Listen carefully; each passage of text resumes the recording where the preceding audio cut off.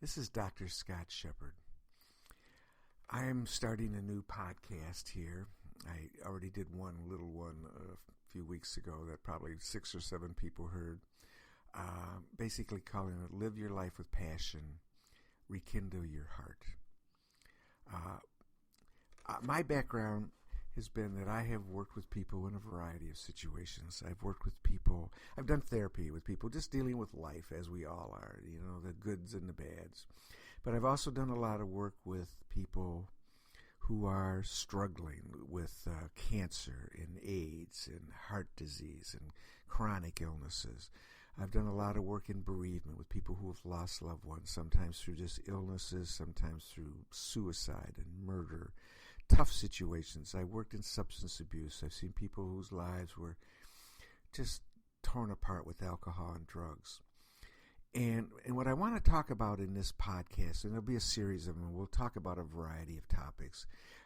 Things like, one of the things I talk about a lot is stress, and I'll talk about that. We'll talk about things like, what does hope mean to you? What does hope mean? What is love? What is passion? What is compassion? A variety of topics. Some of them I'll talk. Most of these episodes would be less than a half hour.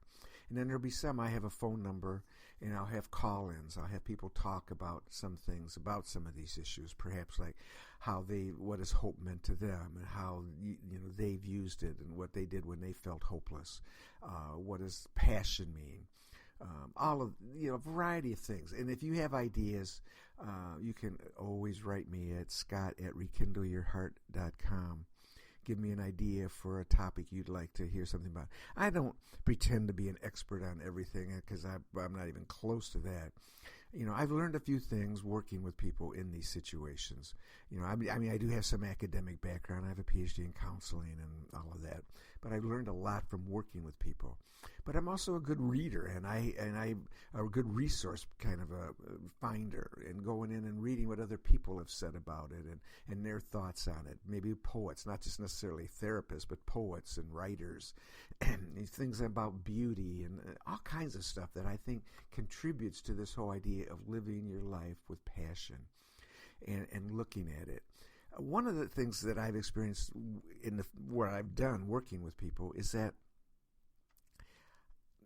a lot of people don't have any passion in their life. They're just marking time.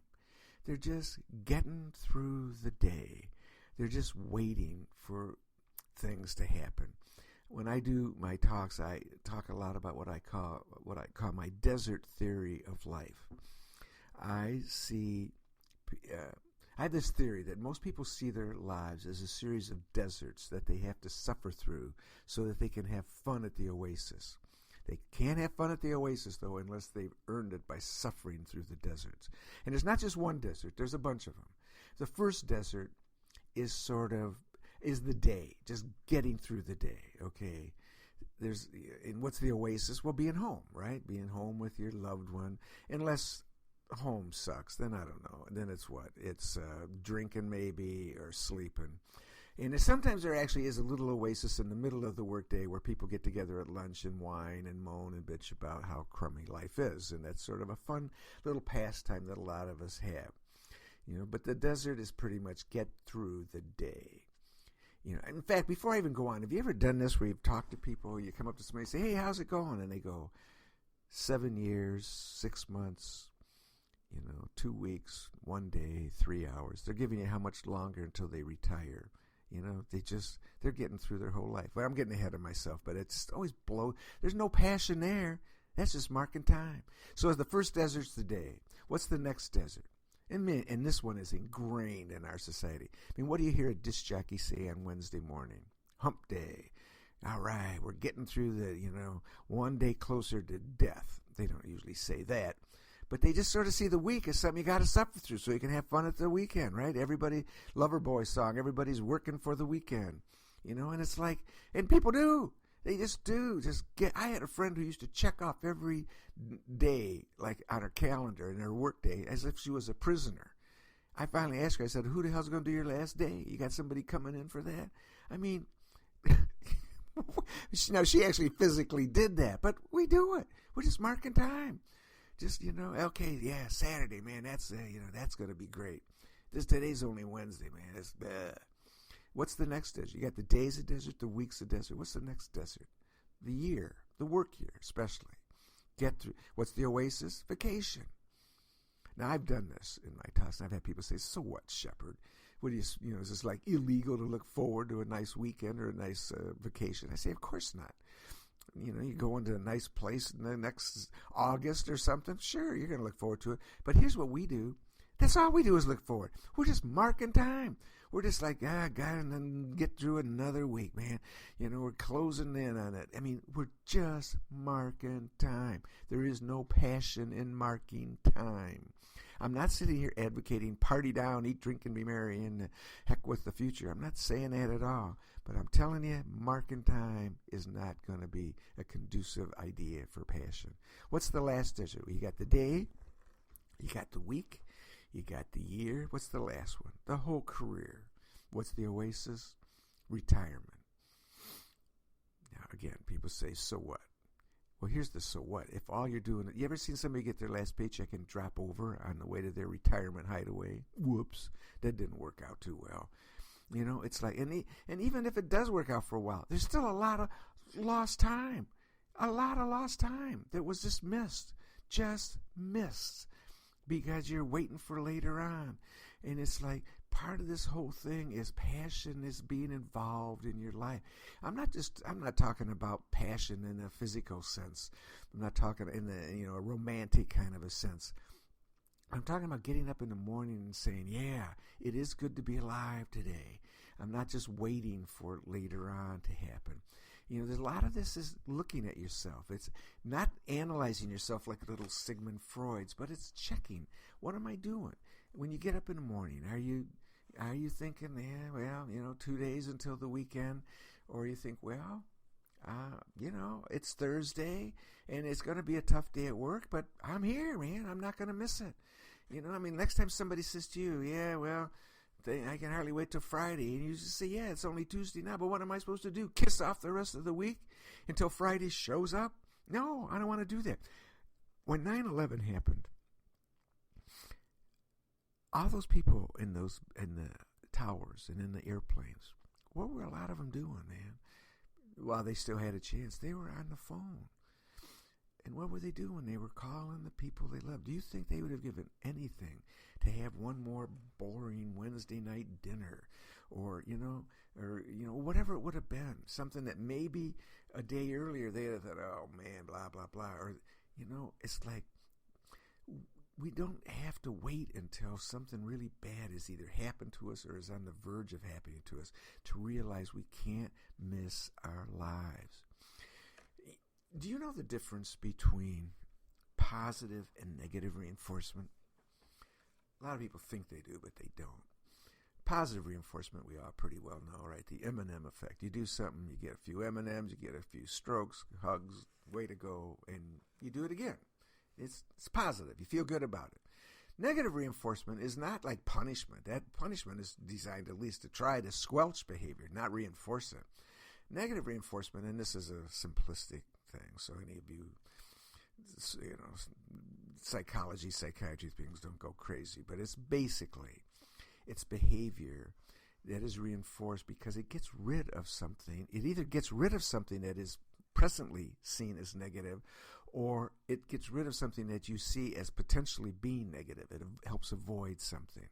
So it's like you get a stiff neck, and you think, well, if I walk this way, it doesn't hurt nearly as much. So you start walking a certain way. Now the neck, you might look pretty strange, and even what happens, you see this all the time, especially in athletics, but you see it all the time. People end up hurting more muscles in their body to compensate, to try to get, because the certain way of walking or whatever it is they're doing helps get rid of the immediate pain. And so, and the mess up isn't going to happen right away. It takes a while for the other muscles to start getting screwed up, but that's what happens. And what in the terms of the personal relationships, in terms of passion, I mean, most people, I think, I don't know, that could be maybe wrong, but a lot of people, for example, get married or get involved in a long-term relationship for positive reasons. It might be sex, it might be the companionship, or all of those things. But it's like, I like being with this person. I'm not talking about 100% of the time, but ultimately it's like, yeah, this person does something to me. I like being around them. But what happens to so many relationships is not that all of a sudden they hate each other. Is that it becomes a negative reinforcement relationship. It's like, it ain't that great anymore. As B.B. King said, the thrill is gone. But, getting out of it's going to be a mess. Oh, my God, it's going to be a mess. It's going to have, there'll be fights. This will be uncomfortable, so I don't want to do that. Or I don't want to be by myself. I'll be lonely. And even though this is not very good, it's better than nothing. Boy, there's a life statement. It's better than nothing, A lot of things happen that way. A lot of relationships, they're not overtly hostile, or again, we don't hate each other. I kid you, ever been at dinner with your significant other? And let's just assume you think it's not a bad relationship. You're just sort of looking at that person across the dinner table, and you're thinking, there you are again. I saw you yesterday, I'm looking at you today, and I'll see you tomorrow. Good old you. People laugh when I say that. I said, but it happens a lot. We just sort of, we settle. We just settle. So it's like, when you get into that mindset, it's a negative reinforcement thing. I'm just doing it because without it, it would even be worse. Jobs or careers or whatever. A lot of times people get into jobs even to start with. It's a negative reinforcement. I just need money. I don't want to be broke. But the money sort of reinforces because now I can go have a drink or I can go to the movies when you're a kid. You make some money. But pretty soon, as you get older, especially if you're in something that you really don't have much of a thrill for, it's a negative reinforcement thing. I'm staying in this job so I won't be on the street. I'm staying in this job so my family won't be on the street or go broke. Now, well, no, I don't want to go broke. Nobody wants to go broke. But if that is basically the main motivation to do something you're doing, you are on a negative reinforcement schedule. And I've read they usually say positive reinforcement is more powerful than negative, but I don't know about that for sure. In some situations, probably that's true. But in other ones, boy, the negative ones can be really strong, especially if there isn't any other positive ones that even come in to compete against it. And then what really does compete is that we do get used to in the desert theory I talked about. Yeah, we do have fun on the weekends, and that keeps us going. That is strong. I'm looking forward to next Friday. We don't look at the bigger picture, which is I don't have a sense of joy in my life, or I'm not really that happy. I'm just making do. I read a quote that I just really love this from Nelson Mandela. It says, there is no passion to be found playing small in settling for a life that is less than the one you are capable of living. We just settle. We settle. And we say, what are you going to do? How many times you hear stuff like that? That's life. You got to be realistic. You got to face facts. You got to face reality. You ever notice nobody hardly ever says that with a smile? It's just like, and then you come to the end. Or else we set that up against party down, just like total debauchery, and carelessness and recklessness. And I'm going to go out gambling tonight. I'm going to spend all the money I made on liquor and the heck with my family and blah, blah, blah. So we make those the choices, either suffer, or just be totally out of control. And maybe those aren't the only two choices. But this takes work on our part. We have to look at it. We have to start saying, what is it all about, Alfie? What matters to me? What am I doing with it? So it's like, and again, now, I'm just talking about people in general. Just, but let's just say you got a job, maybe you don't feel much passion, but you're getting through, you're having fun occasionally, blah, blah, blah. And I'm saying that's hard enough to break out of that, because on some level there is not a real sense of happiness, an ongoing sense of joy. They're very small little points. There are a little bit of these oasis moments, but there's not an ongoing sense of it, an ongoing sense of joy. But what about when things are really tough? What if you have a child that's sick? What if you're sick? What if you're experiencing pain? What if you don't have a lot of money and you're struggling? Boy, and then hearing somebody like me going, oh, find the passion in your life, you think, let me just punch him in the mouth. It's hard. It's really hard. But I've seen people do it. You know, you want to read something, read Viktor Frankl's book, Man's Search for Meaning. He was a prisoner in a concentration camp. There was nothing fun about that at all. And even there he talked about, though, that people can still find some sense of not just settling, not just getting through. Oh, yeah, they were just hanging in there to survive. But some found there were little ways to do music, little ways of doing things. They would not give their spirit away to these people who wanted to suck it out of them. They would not do it. You know, or people who have lost loved ones. Some people are crushed by that. They become bitter. They become angry. You know, they hate God. They hate life. They hate whatever. And other people, they get knocked down maybe, but even after major losses, they choose. See, this is ultimately about choosing, as hard as it is. And trust me, it's hard for me. I shoot my mouth off on this all the time, and I don't always do it. It's hard sometimes. It's hard. You know, even with the most innocuous things, we love to hold on to stuff, and we love to get miserable with the friends and talk about it. And you know, how many times you say to somebody, "How's it going?" And they go, "Well, I didn't jump off the bridge today." You know, like the highlight of their day was they didn't jump off the bridge. We sort of get off on seeing who suffered the most. We get really nuts with this stuff. That becomes a way of getting a little thrill to show that we're tough, that we can do it, we can survive it. And some things, like being in a concentration camp or having a loved one die or being very sick, there is an element of just surviving. It's just hanging in and not being defeated by it. But even in those moments, you can find some joy. But it gets harder to do that, though, when you've never done it. You know, when you see yourself as always at the mercy of something else, you know, always at the mercy of the events in your life, then it's hard to say I have any choice at all. I mean, I hear it all the time. I can't help. It's just the way I am. It's just the way life is. And then we settle, as opposed to saying, I'm going to have dreams I'm going to have a dream. Not just something, you know, I'm going to dream of winning $1 million or whatever, setting up things that almost become impossible. And you see, I have dreams that gets disappointed. But it's like you got to have some sense of your involvement in it. Harriet Tubman said, "Every great dream begins with a dreamer.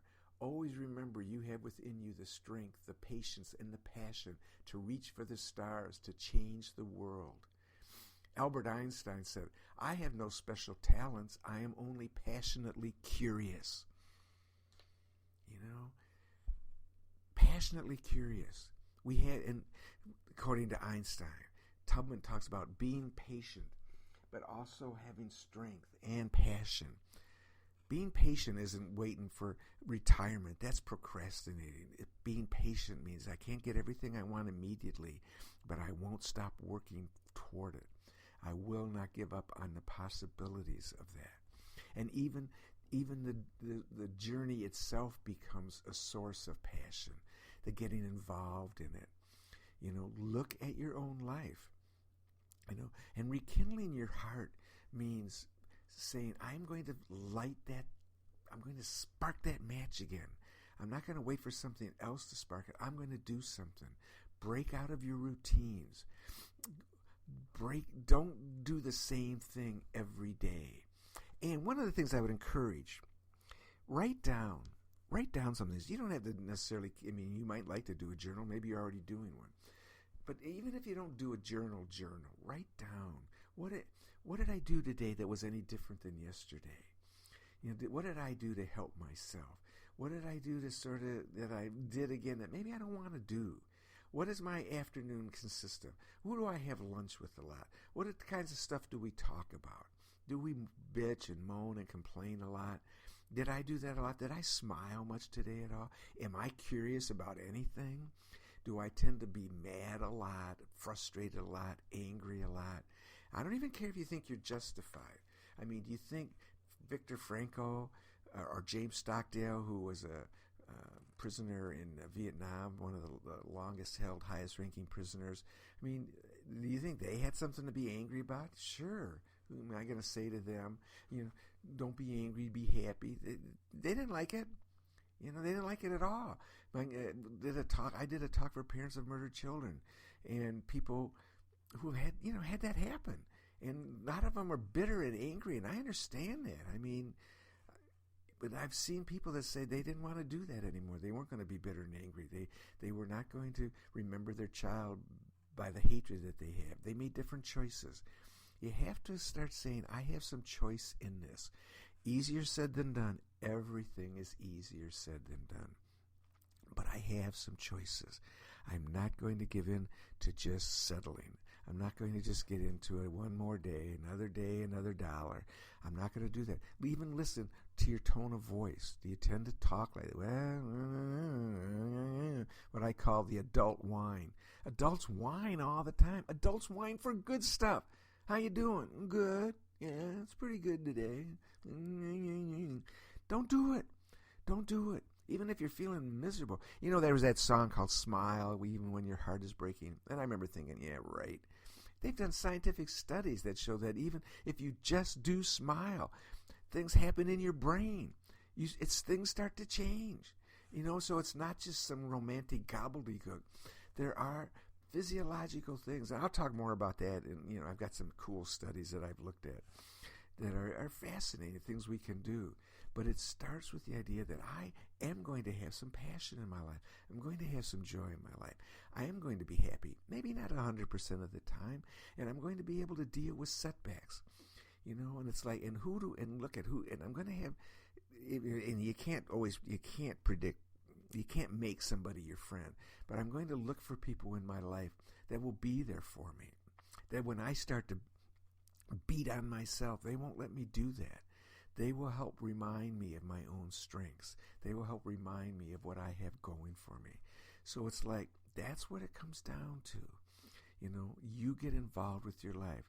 Living your life with passion is getting up in the morning and saying, yeah, I'm glad I'm here.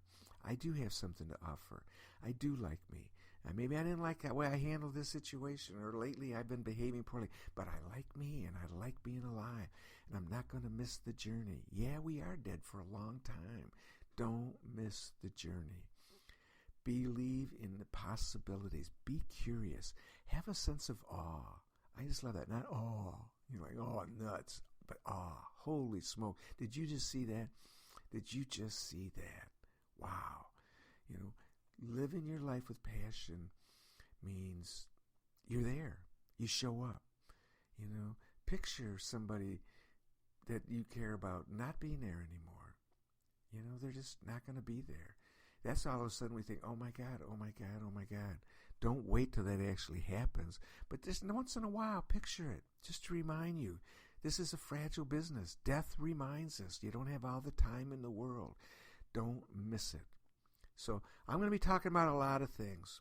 I'm going to be talking to you, listening to what you have to say. If you have ideas, like I said, Scott@rekindleyourheart.com. Jot down an idea or two. I'll give you my phone number. I'm doing this thing with Spreaker, and it's through Skype, though it's not the visual part of it. But I'll have a number, and I'll make sure you get it at some point when I'm doing call-ins and have people call in and share some things about their own lives and what they've learned from it. So anyways, thanks for listening, and we'll be doing this again.